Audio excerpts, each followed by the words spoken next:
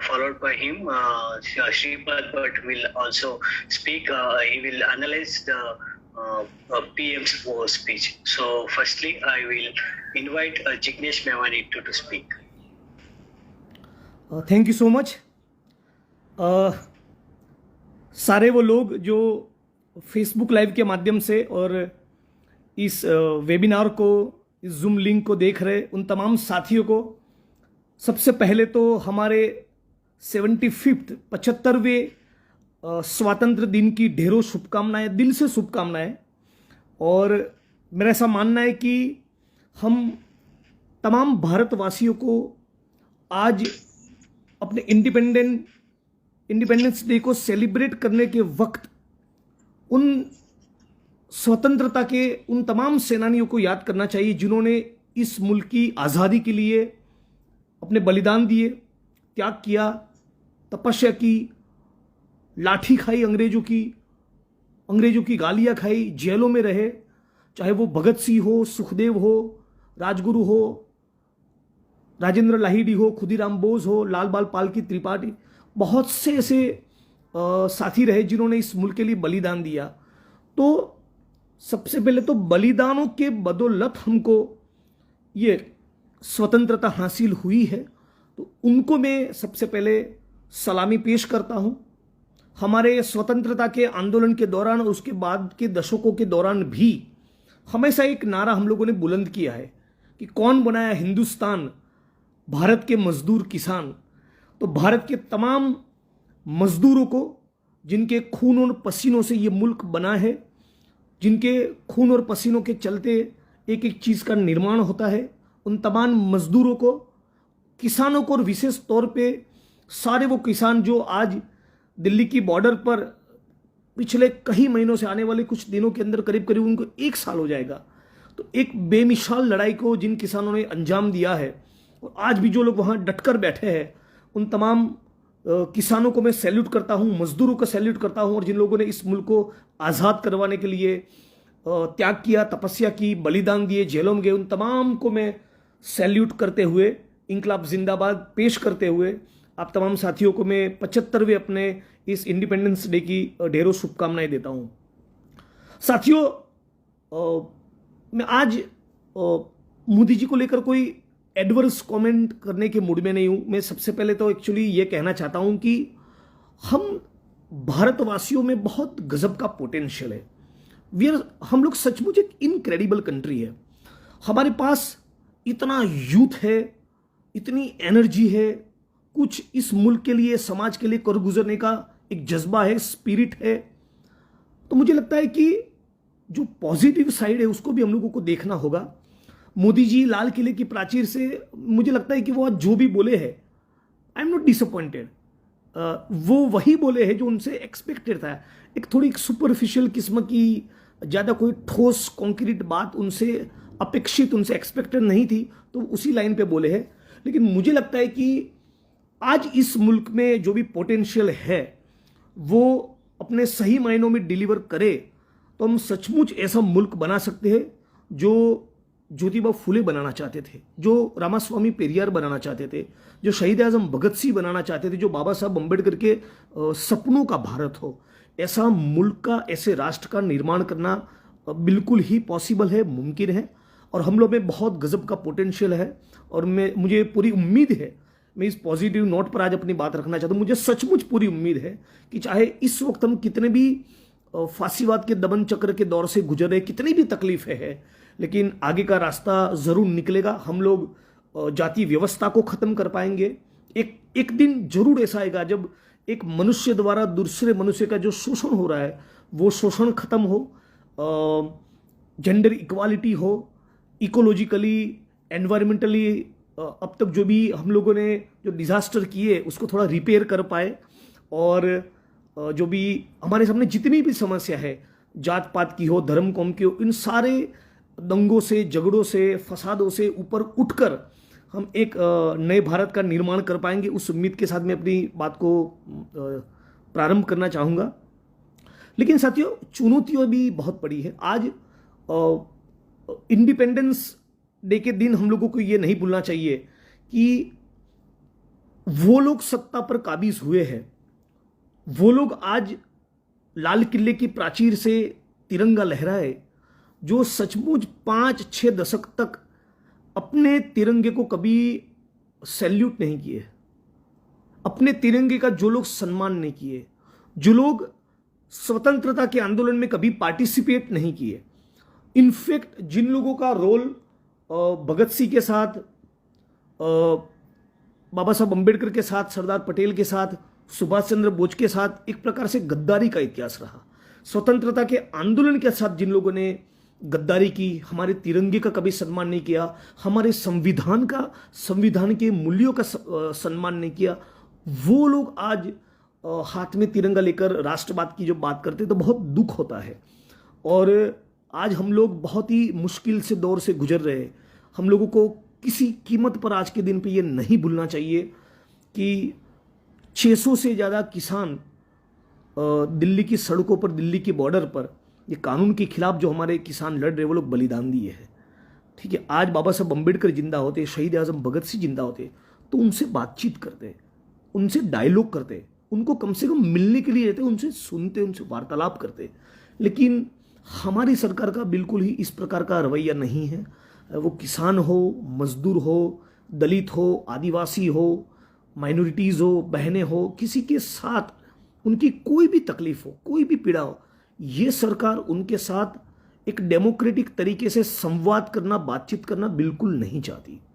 आज भी हम लोगों ने माननीय प्रधानमंत्री जी के भाषण के दौरान देखा कि पिछले 1.5 साल के दौरान कोरोना की इस क्राइसिस के पीरियड में हम लोग एक समाज के तौर पे, एक राष्ट्र के तौर पे जो लोग फेस किए, हम लोग जो झेले हैं, उनके चेहरे पर वो कहीं भी रिफ्लेक्ट नहीं हो रहा था। आज बेरोजगारी उसकी चरम सीमा पर है, बेरोजगारी के साथ साथ महंगाई भी उसकी चरम सीमा है, लेकिन कहीं उन मुद्दों के मोदी जी ने अपनी बात में उसका जिक्र तक नहीं किया। उनकी बात में मतलब फॉर्मेलिटी के तौर पे किसान मजदूर बोल देना और सचमुच किसान और मजदूर को लेकर कंसर्न्ड होना वो बहुत अलग चीज़ है। तो वो उनके चेहरे पर कहीं पर नहीं दिखा और उस बात को लेकर बहुत दुख होता है। मैं सबसे पहले तो ये कहना चाहूँगा कि कोरोना के इस 1.5 साल के पीरियड के दौरान जो हुआ, एक राष्ट्र के तौर पर, एक प्रधानमंत्री के तौर पर उनको जो शर्मिंदगी महसूस होनी चाहिए वो बिल्कुल ही नहीं। हम लोगों को बहुत ही well in advance public health के भारत के कुछ एक्सपर्ट, ग्लोबल एक्सपर्ट और विशेष तौर पर वर्ल्ड हेल्थ ऑर्गेनाइजेशन ने एडवांस में हमको बोल दिया था कि भाई आपको इतने इतने प्रिकॉशन लेने पड़ेंगे, यदि नहीं लोगे तो भारत बहुत ही मुश्किल में आएगा। और इसके बावजूद हमारी सरकार ने कुछ नहीं सुना, we did not pay attention. हमारी सरकार ने उसको कंप्लीटली इग्नोर किया और उसका नतीजा ये हुआ कि आज हम लोगों को गंगा के किनारे पर, गंगा की घाट पे अनगिनत तैरती हुई लाशों को देखना पड़ा। ऑक्सीजन के एक बूंद के लिए पूरा मुल्क तड़प रहा था। क्लर्क से लेकर कलेक्टर तक, कांस्टेबल से लेकर एसपी तक, गांव के सरपंच से लेकर मंत्री तक, हम सब लोगों ने देखा है। एक एक इंसान के मुंह पर 2 ही चीज थे, यार अस्पताल में कोई बेड दिलवा दो, ऑक्सीजन की एक बूंद दिलवा दो। उसके चलते हजारों लाखों लोगों की मौत हुई। कुछ ग्लोबल एक्सपर्ट का ऐसा मानना है कि सरकार कितना भी आंकड़ा छुपाए, भारत की सरकार, लेकिन भारत में कम से कम 40-50 लाख लोगों की मौत हुई है। और उसमें मुझे कोई डाउट नहीं है कि पूर्ण रूप से मोदी सरकार की ये विफलता है, निष्फलता है और सरकार ही इसके लिए जिम्मेवार है। ये कंप्लीटली एक मैन मेड डिजास्टर है। और मेरा ऐसा साफ तौर पे मानना है कि हम लोगों को, वी द पीपल को, ये जो सरकार का 1.5-2 साल का रवैया रहा है, कतई इस सरकार को हम लोग माफ नहीं कर सकते। आज लाल किले की प्राचीर से एक बार मोदी जी सॉरी किए होते ना, एक बार उनको सॉरी बोलना चाहिए था। सॉरी का उनके चेहरे पर कोई भाव भी नहीं था। इस मुल्क में इतने गरीब, मजदूर, मजलूम, किसान, भूमिहीन, खेतिहर मजदूर, दलित, आदिवासी, ऐसे जो गरीब वंचित तबके हैं, वो आप चाहे मिडिल क्लास से बिलोंग करते हैं तो, और इवन ठीक ठाक फैमिली बैकग्राउंड से आते हैं आर्थिक तौर पे, कौन ऐसा था जो ऑक्सीजन की 2 बूंद के लिए तड़प नहीं रहा था? किसी को ऑक्सीजन नहीं मिला। बावजूद उसके पूरी नंगई, निर्लज्जता और बेशर्मी के साथ सरकार पार्लियामेंट में ही कह रही है कि ऑक्सीजन के चलते एक भी आदमी की मौत नहीं हुई। This is simply unbelievable, I just can't believe. इतना हिम्मत कहां से आता है? इस सरकार को इतना हिम्मत इसलिए आता है कि 2-4 महीने के अंदर इस प्रकार का कौमवाद का जहर फैलाएंगे, या किसी कोने में हिंदू मुसलमान के नाम पे दंगे करवा देंगे, या पाकिस्तान को मुसलमान को गाली बोलना चालू करेंगे, तो जनता भूल जाएंगी कि कोरोना की इस 1.5-2 साल में उनके ऊपर क्या गुजरी। और सरकार आज जो वैक्सीनेशन का दावा की है, मैं आपको पूरी सिंसियरिटी के साथ कहता हूं, इसी प्रकार का दावा मेरी कॉन्स्टिट्यूंसी, मेरा मतक्षेत्र में पिछले 3 महीने से ही हूं, पूरा कोरोना का पीरियड मेरा मतक्षेत्र में गया है। मैं न केवल एमएलए के तौर पे रिजाइन करूंगा यदि मेरी बात गलत साबित हुई तो, बल्कि मैं पब्लिक लाइफ छोड़ दूंगा। गुजरात के अंदर आज वैक्सीनेशन के नाम पे पूरा एक स्कैम चल रहा है। A huge state wide scam is going on right now in the state of Gujarat. 100-150 लोगों का टीकाकरण होता है, रिकॉर्ड में 500 और 1000 लोग दिखाते हैं, ताकि कंपनियों की जेब भरी जाए। पूरा स्टेट वाइड गुजरात की करीब करीब सारे जिलों में, तहसीलों में ये स्कैम चल रहा है पूरा सिस्टमेटिक तरीके से। 1000 लोगों को वैक्सीनेशन दो, रिकॉर्ड पे 5000 लोगों को दिखलाओ, और मतलब कि कल को 2-3 महीने के बाद आप या हम वैक्सीनेशन के लिए, टीका लगवाने के लिए गए, तो आपको पीएससी में या कम्युनिटी हेल्थ सेंटर में आपको बोल दिया जाएगा, नहीं भाई जिग्नेश भाई आपका तो नाम रिकॉर्ड पे दिख रहा है, आपका तो टीकाकरण हो गया, आपका वैक्सीनेशन तो हो गया। ऐसा पूरा एक स्कैम चल रहा है। और मोदी जी लाल किले की प्राचीर से जो बात करते हैं और ग्राउंड रियलिटी बिल्कुल ही गलत है, बिल्कुल ही अलग है। तो सबसे पहले मैं हाथ जोड़कर अपने इस इंडिपेंडेंस डे के अवसर पर पूरे भारतवासियों को अपील करता हूं कि प्लीज किसी कीमत पर आप ये मत भूलिएगा कि 1.5 साल हम पर क्या बीता है, इस मुल्क के साथ क्या बीता है। यदि सरकार एक आदमी को, एक औरत को इस मुल्क के एक बेड नहीं दिलवा पाए अस्पताल के अंदर, तो आप किस काम के हैं? और उसके बाद भी आप शर्मिंदगी महसूस करने के बजाय पूरी नंगी के साथ, निर्लज्जता के साथ, शेमलेसली ये कहते हो एक भी आदमी का कोरोना के पीरियड में ऑक्सीजन न होने के चलते मौत नहीं हुआ। तो ये किस प्रकार का सरकार का एटीट्यूड है? आज इस 1.5 साल के दौरान जो, और ये पूरा कोरोना का संकट तब आया जब महंगाई और बेरोजगारी ऑलरेडी उसकी चरम सीमा पर थे। भारत में कम से कम, मैं एग्जेजरेशन बिल्कुल नहीं करना चाहता, कम से कम 30 करोड़ से ज्यादा लोग हैं जिनके पास नौकरी नहीं है, कोई रोजगार नहीं है। और अभी पिछले हफ्ते हम लोगों ने प्रेस कॉन्फ्रेंस किया गुजरात के अंदर कि गुजरात के 1 लाख से ज्यादा मनरेगा के मजदूरों का, आई रिपीट, गुजरात के 1 लाख से ज्यादा मनरेगा के मजदूरों का 212 करोड़ केंद्र में बैठी मोदी सरकार रिलीज नहीं कर रही।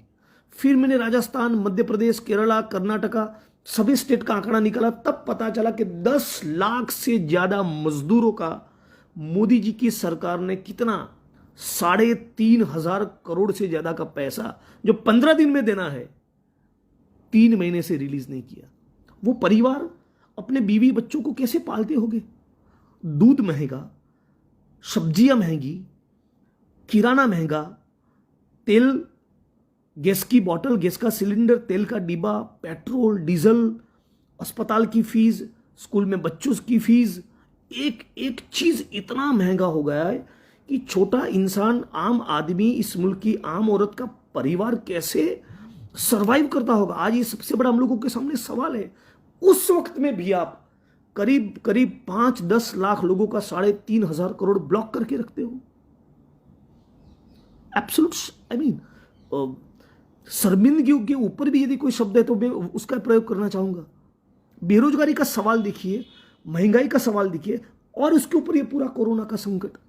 आखिर एक मुल्क के तौर पे, एक राष्ट्र के तौर पे हम लोग कहां जा रहे हैं? किसान सड़क पर बैठा है, मजदूर को कोई पूछने वाला नहीं है। और यही कोरोना के पूरे इस क्राइसिस के दौरान सारे लोग सुनिए और जरूर उसको याद रखिए, कम से कम 12 करोड़ लोगों के रोजगार गए पिछले 1.5-2 साल में। पिछले 6-7 साल का टोटल आंकड़ा मिलाए और पिछले कोरोना के पीरियड का 1.5 साल का हम लोग वक्त उसमें काउंट करें तो पिछले मोदी जी के शासन के 6-7 साल के दौरान टोटल 12 करोड़ लोगों के रोजगार छीन गए, वो भी तब जब बेरोजगारी उसकी चरम पर थी। लेकिन उसी पीरियड के अंदर मोदी जी के चंद करीबी दोस्त जो बहुत बड़े पूंजीपति है, जो कॉरपोरेट घरानों के मालिक है, उनकी आय में कितना राइज हुआ। मुकेश अंबानी साहब हर घंटे में 90 करोड़ उनकी इनकम बढ़ी है। He was earning 90 crore every hour during this period of corona. और ऐसा कहते हैं एक्सपर्ट्स की, शायद centre for monitoring Indian economy का ही रिपोर्ट है कि इस पूरे पीरियड के दौरान 100 ऐसे पूंजीपति है जिनकी इनकम 12 करोड़ 12 करोड़ 97,822 करोड़ बढ़ी है। मतलब कि 100-150 लोग मतलब कि 100-150 पूंजीपति 13 लाख करोड़ जनरेट किए उस पीरियड में, जब भारत की 24% आबादी की मंथली इनकम केवल 3,000 रुपये थी। तो भारत का संविधान तो कहता है कि हमें एक धर्मनिरपेक्ष समाजवादी लोकतंत्र का निर्माण करना है। कहां समाजवाद और कहां एक कंप्लीटली फासिस्ट कैपिटलिस्ट डेमोक्रेसी? हम लोग किस तरफ जा रहे हैं? क्या ये क्या हमारे जो स्वतंत्रता के आंदोलन में भगत सिंह, सुखदेव, राजगुरु, चंद्रशेखर आजाद, बिस्मिल, अशफाक, ये लोग जो बलिदान दिए, ये उनका सपना था? ये तमाम साथी बाबा साहब अम्बेडकर, ज्योतिबा फूले, रामास्वामी पेरियार इस प्रकार का मुल्क देखना चाहते थे जिसमें 135 लोग एक तरफ हो, जिनके पास 30-35 लाख करोड़ हो, भारत सरकार के बजट से भी ज्यादा, और दूसरी तरफ ऐसे 135 पूंजीपति, 135 करोड़ जनता एक तरफ, 135 लोग एक तरफ। ये क्या समाजवाद है? क्या हम लोग समाजवाद के रास्ते पे जा रहे हैं? यह पूरा कॉर्पोरेट लूट मचा हुआ है। 100 से ज्यादा पब्लिक सेक्टर की कंपनियां जो भाजपा की सरकार, मोदी की सरकार नहीं बनाई है, पहले की सरकारों के दौरान बना, उन सबको एक एक करके औने पौने दानों में कंप्लीटली आप बेचने पर तुले हुए। कोई शर्म नहीं आ रही। सारे प्राइवेट सेक्टर कंप्लीट प्राइवेटाइजेशन हो रहा है। और क्यों? निर्मला सीतारमन ने कहा कि सीतारमन जी ने कहा कि हमको सरकार चलाने के लिए, कुछ स्कीम्स को, पॉलिसीज को एग्जीक्यूट करने के लिए 2.25 लाख करोड़ की जरूरत है। अरे भाई, पेट्रोल और डीजल के ऊपर आप एक्साइज ड्यूटी 47% बढ़ा दिए, जिसका नतीजा यह हुआ कि आप 3.4 लाख करोड़ जनरेट किए हो। तो फिर किस बात के लिए आपको पैसा चाहिए? आप यदि पेट्रोल डीजल से 3.5 लाख करोड़ भारत की सरकार ने बनाया है, पैदा किया है, उसके बावजूद इन सारा पब्लिक सेक्टर आप बेच देना चाहते हैं। मतलब आप क्या कहना चाहते हैं? ये जो, एक सेकंड, बीच में किसी का फोन आ रहा है, मुझे जरा थोड़ा काटना पड़ेगा। हाँ, तो ये एक तो कोरोना का पीरियड, बेरोजगारी, महंगाई, किसानों की तकलीफ और मजदूरों का सवाल, और उसके ऊपर चल रही है कॉर्पोरेट लूट। तो उसे एक चीज साफ हो गई है कि भाजपा की सरकार के शासन के दौरान हम लोग समाजवाद की दिशा में सोच भी नहीं सकते। कंप्लीटली फासिस्ट कैपिटलिस्ट डेमोक्रेसी की ओर हम लोग आगे बढ़ चुके हैं। और यदि इसको यहां पर नहीं रोका गया तो न जाने कितने बेरोजगार युवा को सुसाइड करना पड़ेगा। ऑलरेडी हम लोग पिछले 25 सालों के दौरान देखे हैं कि 3,20,000 से ज्यादा किसानों ने आत्महत्या की है। इससे बड़ा एक राष्ट्र के तौर पर हमारे लिए शर्मिंदगी का मुद्दा क्या हो सकता है? आज मैं गुजरात के बनासकांठा जिले के वडगाम, मेरी कॉन्स्टिट्यूंसी में, जहां से बैठकर मैं ऑनलाइन आपसे ये बात कर रहा हूं, ये जो फेसबुक लाइव के जरिए आपसे संवाद करता हूं, इस जिले की 30 लाख पॉपुलेशन के बीच में, जिस गुजरात को हम लोग वाइब्रेंट कह रहे हैं, यहां पर एक MRI और CT स्कैन का मशीन नहीं है। तो पब्लिक हेल्थ, एजुकेशन, ये सारे सवालों को हटाकर, इन सारे सवालों से ध्यान भटकाकर जिस प्रकार से मॉब लिंचिंग हो रही है, जिस प्रकार से हर दूसरे दिन मुसलमान को गाली दिया जा रहा है, अभी हम लोगों ने दिल्ली की सड़कों पर देखा किस प्रकार की लैंग्वेज का प्रयोग किया गया। अरे भाई, ये अशफाक उल्लाह खान और राम प्रसाद बिस्मिल का मुल्क है। ये वो देश है, ये वो मुल्क है जहां बहादुर शाह जफर को झांसी की रानी लक्ष्मीबाई और दूसरे हिंदू राजा सामने से चलकर कहने के लिए गए थे कि आप स्वतंत्रता के आंदोलन का नेतृत्व करो।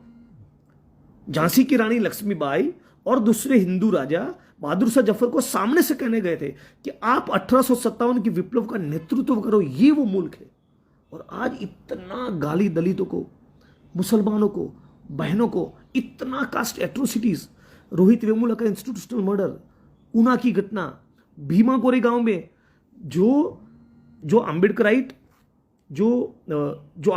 है, जो सचमुच एक नए भारत का निर्माण करना चाहते हैं, जो लोग संविधान को प्रोटेक्ट करना चाहते हैं, जो संविधान की प्रस्तावना में जो धर्मनिरपेक्ष समाजवादी लोकतंत्र की कल्पना की गई,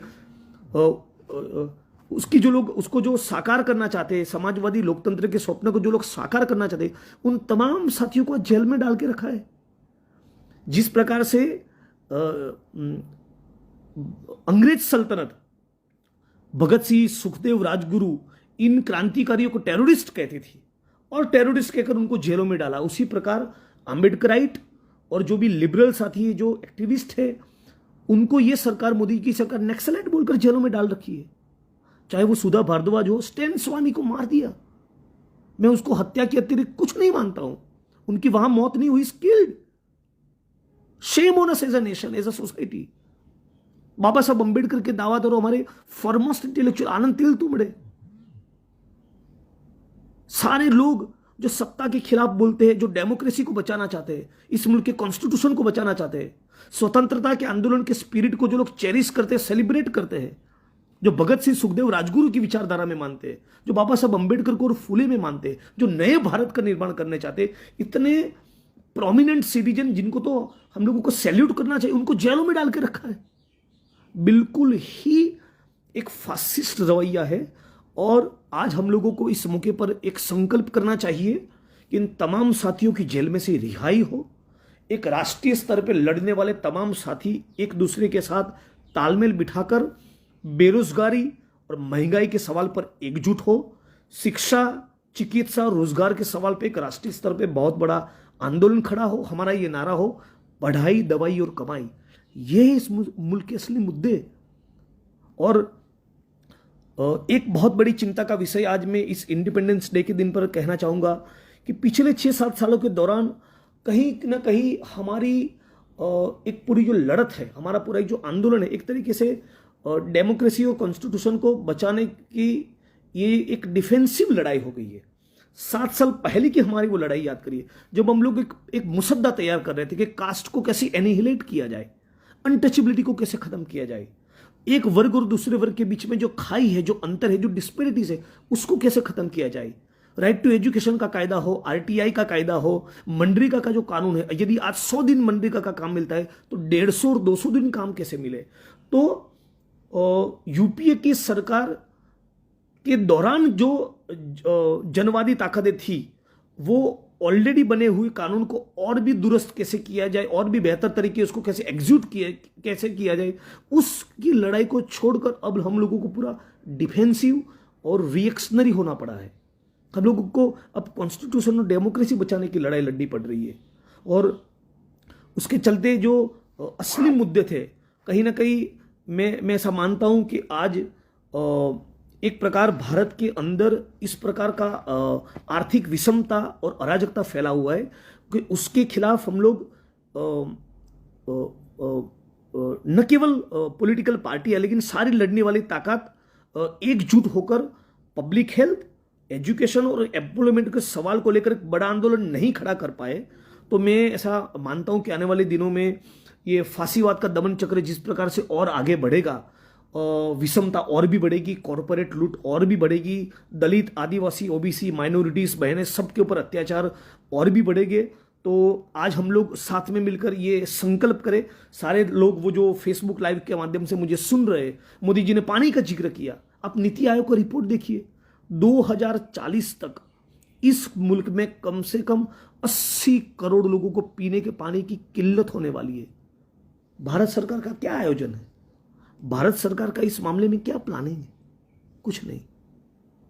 तो लेकिन ये चाहे कितना भी मुश्किल वक्त हो, ये काले बादल भी हटेंगे। और मुझे, जैसे कि मैंने अपनी बात की शुरुआत में कहा, हम लोग बहुत ही पोटेंशियल वाला मुल्क है। इस मुल्क के युवा में, किसान में, मजदूर में, आप तमाम साथी जो देख रहे हैं, जो आंदोलन के साथी, जो लड़ने वाले लोग हैं, हम लोग कुछ तो कर पाएंगे। चाहे कितनी भी मुसीबत हो, फांसीवाद के खिलाफ, पूंजीवाद के खिलाफ, caste atrocities, caste violence, minorities के अटैक चाहे कितना भी तेज हुआ है, हम लोग अपनी एकता को कायम रखें और सारे लोग साथ में मिलकर आंदोलित होते रहे, लड़ते रहे, तो मुझे लगता है कि हम लोग इस लड़ाई को आज नहीं तो कल जरूर जीतेंगे। जैसा कि वो हिंदी फिल्म का गाना कहता है कि वो सुबह कभी तो आएगी। और उसी उम्मीद के साथ में आज अपनी इस बात को यहाँ ख़त्म करूँगा। जो 600 किसानों को हम लोगों ने संघर्ष के दौरान, आंदोलन के दौरान खोया, उनको मैं दोबारा एक बार उनके प्रति अपनी श्रद्धांजलि पेश करता हूँ। स्वतंत्रता के तमाम सेनानियों को मैं अपना सैल्यूट करता हूँ, बाबा साहब अम्बेडकर को याद करता हूँ। और आज जो हमारे संघर्ष के आंदोलन के साथी जो जेल में पड़े हैं, उनके परिवारजनों को भी हम लोग इस बात को लेकर आश्वस्त करेंगे कि हम आप सबके साथ खड़े हैं और आने वाले दिनों में उनकी रिहाई हो, उसको लेकर भी एक बहुत बड़ा जन आंदोलन हम लोग साथ में मिलकर तैयार करेंगे। और बस इंकलाब जिंदाबाद, और लड़ेंगे और जीतेंगे। ಧನ್ಯವಾದ ಜಿಗ್ನೇಶ್ ಜಿ, ಥ್ಯಾಂಕ್ ಯು. ಈಗ ನಾನು ಶ್ರೀಪಾದ್ ಭಟ್ ಅವರು ಮಾತಾಡಬೇಕು ಅಂತ ಕೇಳ್ಕೊಳ್ತೀನಿ. ಶ್ರೀಪಾದ್ ಸರ್.